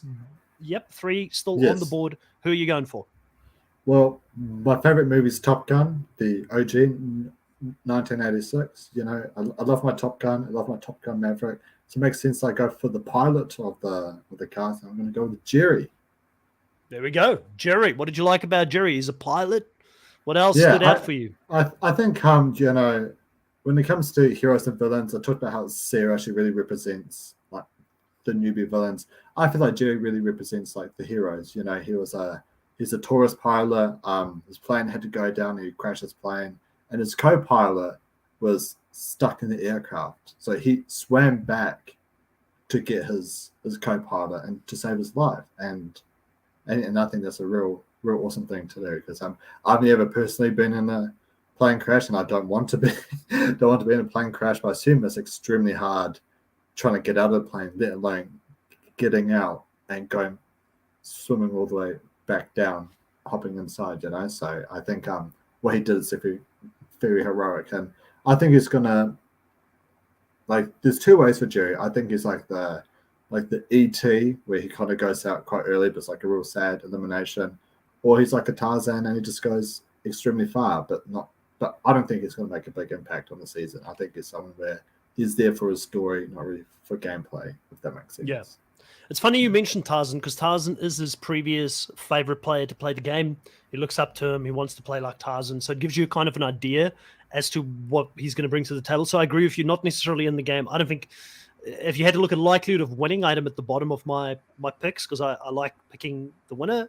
But I think he's an awesome guy. Obviously, being very heroic and actually saving someone in real life, that's pretty significant in itself. He's got a couple of things that I think has helped him, because he's 62 and he looks like he's still in pretty good shape. And I think being a free climber, free diver, spearfisher, Latin dancer, he's done quite a few things in his life, I think, that'll prepare him pretty well for Survivor. Now, obviously, age catches up to all of us. One day we'll be there as well. So it's yet to be seen if he can translate some of those skills into the game. But I'm very interested to see what he brings. And I'm hoping he's a great character. Like, I want to see a great character that's 62 years old. Well, I guess Sneaky Steve could be that character, right? Oh, he absolutely will be. Can you believe Sneaky Steve and Jerry's about the same age? They don't look it, eh? No, they really don't. They really don't. You got Santa Claus on one side and Sneaky Steve on the other, so That's crazy. That's absolutely crazy. Both still in good shape, though, coming into this game, which is going to be very demanding. But you've got the next female pick here as we get into the pointy end. And this female pick will be the second last female pick for the season. It's going to leave me with an automatic pick for last pick. But I will say this, for those that are listening, we've had, I'll never forget this, Survivor South Africa Immunity Island. We did picks. And I think Tyson was the last pick for Riley and nearly won that season. So, I mean, anything can happen. Like, I mean, it's just crazy sometimes how wrong we get it. But in this case, I feel like, it could go either way, because I feel like I've gone very predictable. You've gone very unpredictable. So if, it's one of us is going to be right. It's either going to be a very predictable season or a very unpredictable season, Mucky. Yeah, and speaking of unpredictable, I'd love to give my last female pick. She's quite a strategic player. She's really like hands-on. Some would say she's pretty good at Rubik's cubes. Some people may say, she's pretty good at poker, which is why I'd like my last pick to be Paige. Paige, all right. Paige, yes. You all thought I was going to pick Jackie, eh? Well, guess what? Get blindsided. All right, you bamboozled me. Why did you pick Paige? I think Paige is a hustler. I feel like she could go either two ways. I feel like she could go, I think she's one of the players who could either be voted out like at the swap, after the first swap vote, where she's left in the minority, and then she's just an easy vote out next. Or she could go the Gerald route, where she kind of makes a merge. I haven't listened to your interview with Gerald, so all I know about him is just from my perception of watching the season. Gerald was severely underedited his season. From what I can tell, just having spoken to him, the guy's got a good survivor brain on him. He's actually really, I think he's a decent player. And I think that it's going to play in his advantage if he comes back. He's not Daisy, and he's not John Esto. And I have spoken to John. Okay. John admitted to me when we spoke that he didn't know what the hell he was doing. So I don't think, again, like I said, Gerald's not that. Gerald's I think he could be a good player. But anyways, you were saying about Paige. Yeah, I think Paige, she could be kind of like that mid-merge vote where she's kind of, just like the real solid number in her alliance, but she's someone where she doesn't have immunity. Because I recall Gerald, you'd Flick with her idol, they had a feeling that Flick could either play it for Emmett or for her, so that's why they targeted Gerald. I feel like she could potentially go out the same way. So, yeah, it's quite a mixed bag. She's either out mid-swap or out mid-merge here. Yeah, I don't think it can add much to Paige. I don't know if she is fully aware of the game she's coming into, but again, I may have, when I sort of read through her bio, I may have missed that she is a big fan of the show, and I apologize if she is. I did like her one quote where she said that people who think that they're heroes are normally D-heads. I do agree with that. D-I-C-K heads. I do agree with that. And if they think that they're not, they're probably heroes. I do agree with that because it shows me that she probably loves humble people and not people that are full of themselves or self-righteous. So it's going to be interesting to see how she gets along with the likes of like a Sam potentially in that tribe. Not that I'm saying Sam is like that, but I think, Sam does a lot of good stuff out in the world and might come in with that hero type of aura, and she's be like, nah, mate, you're full of yourself, because there's the tall poppy syndrome when it comes to New Zealand and Australia, where people, if they do too much, people think, we got to cut them down. But anyways, I don't know how Paige is going to go. Clearly she's been left out for quite a bit. I'm very interested on your thoughts on Jackie and why you left her out so late. Obviously she's going to come to me automatically here in the spot. I kind of know why I've done it, but why have you not chosen to have Jackie in your team? It's quite a mixed bag because when it comes to Jackie, because I didn't rewatch season 3, but I kind of like there's a great YouTube channel called Fantastic Fools. Highly recommend it. They're like a meme YouTube channel for Australian Survivor. So I kind of watched them, and Jackie, she was perceived as being untrustworthy, and was almost voted out at every trial until she was voted out. Yeah. And they had no idea that she was even a poker player. They thought she was like a Rubik's Cube person. And so And so I think with just that, I don't think that she would be an early boot with the amount of personalities going into the Villains tribe. But I'm just not sure where to put Jackie or what to do with Jackie, because I know that she's done a few podcasts with Shannon and Gus over the years, but I'm not sure if she's like changed much like strategically going into the game or what really the gameplay is. And yeah, I've just sort of had other picks in front of her, if that makes sense. Yeah. Amanda here says, who's the farmer lady from last season? She reminds me of her, obviously talking about Paige. I don't remember a farmer lady from last season. Who was the farmer lady from last season? Was there a farmer lady last season? I think Daisy is like probably the only one I can sort of think of that are like in that lane. But I do know that Paige kind of reminds me a little bit of, there was a farmer lady who played with Marley in his Big Brother season for Australia, which was the only Big Brother season I've ever watched for Australia. But Paige reminds me kind of her a little bit. And she was a beast that season. She was good, reasonably good strategically, but she was really good at challenges. And I was just like, yeah, that's farmer strength, you know, coming into those challenges. So you never know. Paige could be someone that can come in and do really well in challenges and stuff like that. For me, Jackie, you kind of mentioned it. It took me a minute to like when the first time the cast came out, I was like, I thought she was a new player almost. Like I completely forgot who Jackie was because she went out so early in that first season. And then I was like, okay, well, maybe it didn't make that much of an impression on me the first time she played. So because of that, she wasn't my last player. She was 8th overall. It just, I kept picking the players above because you kept picking other players. So I never got to her. But, obviously being a returnee player, she's got the chance to come in, have a little bit of respect from players that have played before that may want to play with her in the game.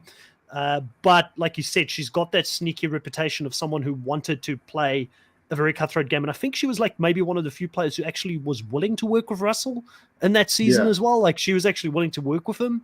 And that's one of the reasons she fell out. So I don't know how she's going to go this season. I don't feel too confident. It's kind of why she fell so low. Not at the bottom, not as low as that you had her. Like clearly you had her number 12, but she was like 8th for me on this list for that very reason. So yeah, I'll take her. I'll take her in the spot. You never know. She's a returning player. I think the returning players are going to do pretty well. But I just don't feel as confident about her chances compared to the returning players that I had above her. And then I think I've got 2 newbies, females, above her as well. All right, we're going to move on to the last male pick for me of this one. And I'm going to go for someone, when I looked at this cast, it's a cast full of celebrities. It's a cast full of returnee players. And then in between all of that is a normal Aussie bloke by the name of Matt Sharp. Not a celebrity, not a fancy person with millions of followers on Instagram or thousands of followers or anything like that. He's a lifeguard, Mucky.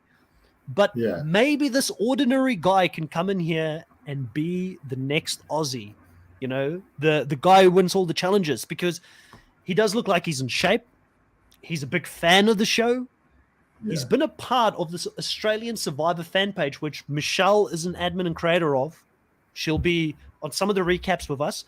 He's been on that for 3 years, which shows that he's been following it for quite a while. He's one of us, Mucky. One of us.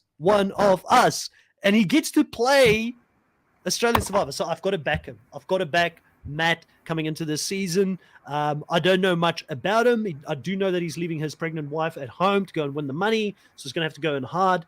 I hope he's not bland. I just hope he doesn't have a bland personality, and I hope he's got a personality. But he could be a sneaky undercover player that could be the Tyson of this season and sit at the end or go very deep into this game and do better than we expect. Yeah, I think Matt could go 2 ways. I think he could be like the Eric Reichenbach. I think not that he's going to give up individual mentality, but I feel like he could be the massive fan who does do quite well, or maybe the Alex from Blood versus Water, because Alex was a massive fan, and even though I'm not saying Matt's going to get a spinal injury, but I can definitely see him going out to that sort of early, like kind of early spot because he is a fan. Because I originally had Alex going out just after the swap, kind of like the sort of mid swap where people don't really know what they're doing. It's still sort of filling up new tribes. So yeah, I think it's going to go 2 ways for Matt. He's either going to be like a fan favorite underdog, or he's going to go out quite early. like, listen, being that he's the only fan, like just normal bloke fan playing this game, Yeah. he's going to be a favorite for a lot of people who are in the online Survivor community that want to shout for that, because, you know, we've got someone in here in the live saying, Tom says, I hope that next season they do less recruiting. I want to play so badly. And it breaks my freaking heart that Australian Survivor every single year does this. They either bring in a whole bunch of returnee players, like 3 or 4 of them, and a bunch of celebrities to go and play the game. Now, I know people have told me so many times in the live, yeah, this is how Australian TV works. They need returnee players for the ratings, or not returnee players, celebrities for the ratings and so forth. I've seen a lot of comments online, and I feel like the mood is changing. You know, when they brought the Challenge Australia on board, they had all these celebrities in it, and people were saying, we're tired of seeing all the celebrities. Get celebrities off our reality TV screen. We want to see normal people. And that, I think, is the sentiment that's... Oh, sorry. The challenge is cancelled in Australia now, right? Well, it went from, I think, 400,000 viewers to 200,000 to the last week it had like less than 70,000 viewers watching it. Like, it just absolutely went down a cliff.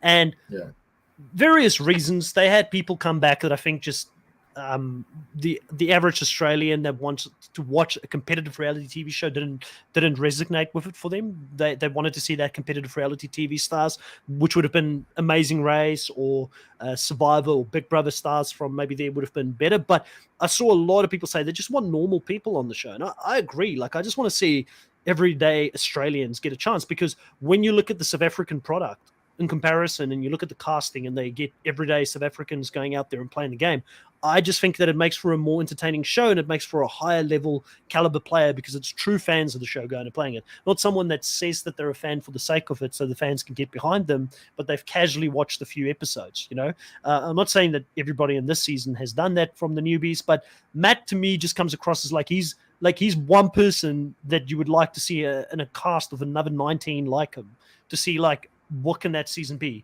I'm here for it. I agree with Tom. I want Tom to be able to go play the game.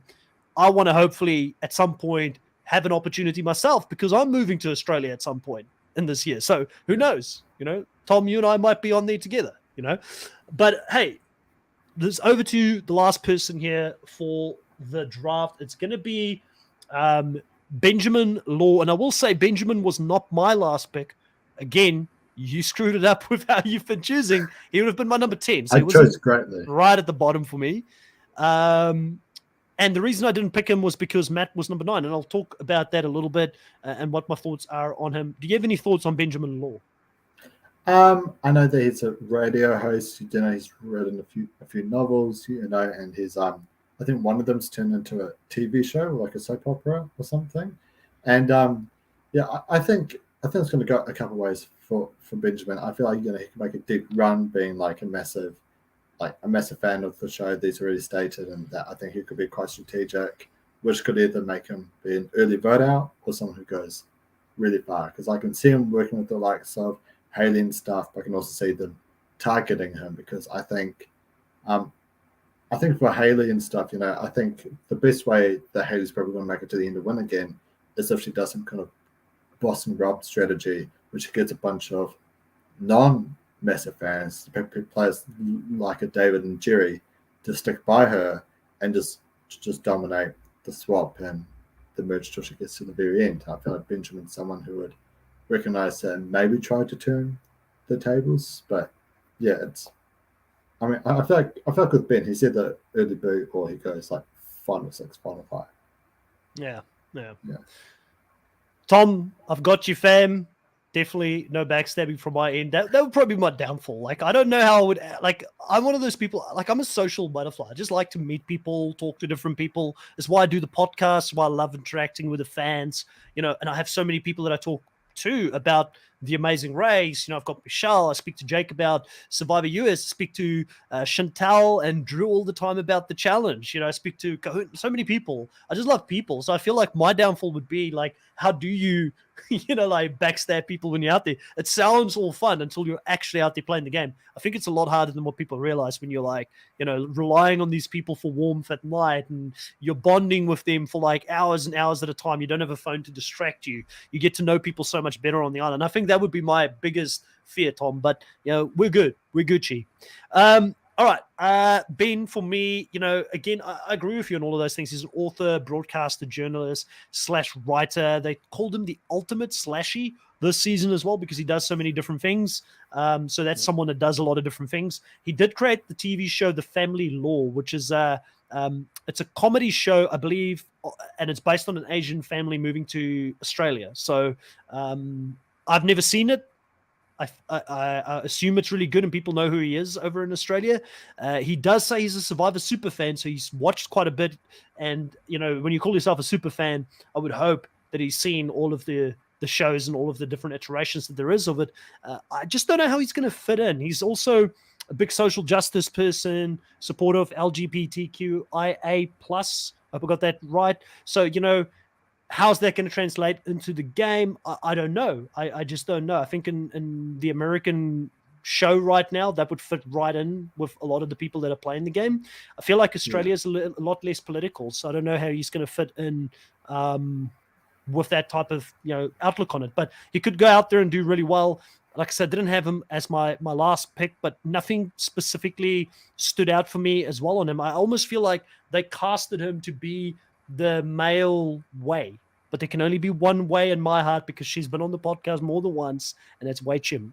So I feel like they kind of looked at him and be like, oh, we've seen that character before on the show. Let's typecast him into the show as the male Wei on this season. Yeah, absolutely.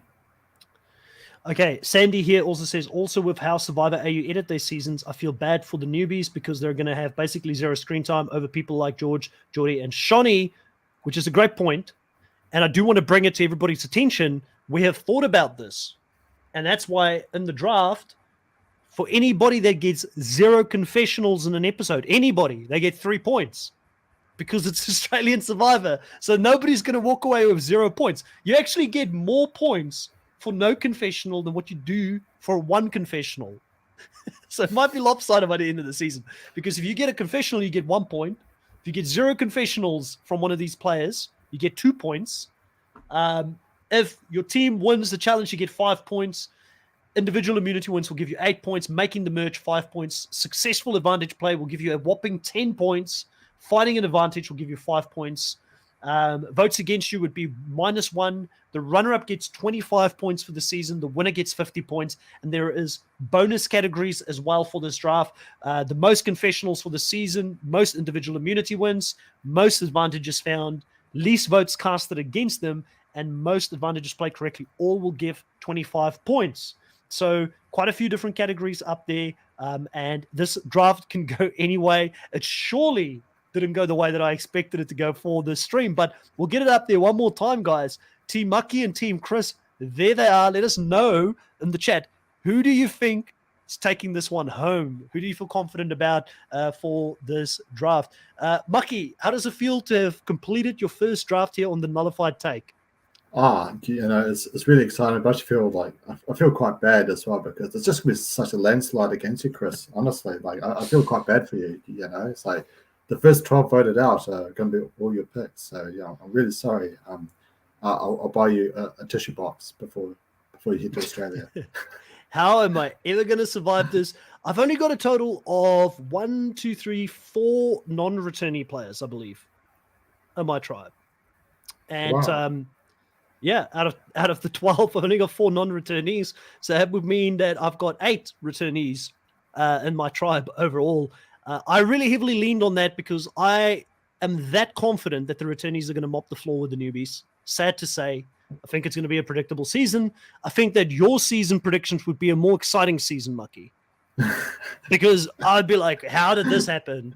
How did Haley, George, Nina, all these great returnee players, how did they just stuff it up this badly? But I feel pretty confident and strong about mine. I don't think there's any chance that we're getting to the end of this season with me not taking the crown. I feel very confident about this one. But we'll see how it goes when the actual show starts. And for everybody that is still here, how it's going to work, each week, myself and Mucky, sometimes we'll be joined by Kahuna, sometimes we will be joined by Michelle. We'll be talking about each week's worth of episodes. So that's going to happen as soon as the show goes live from that week onwards. We'll be recapping the whole week's worth of action.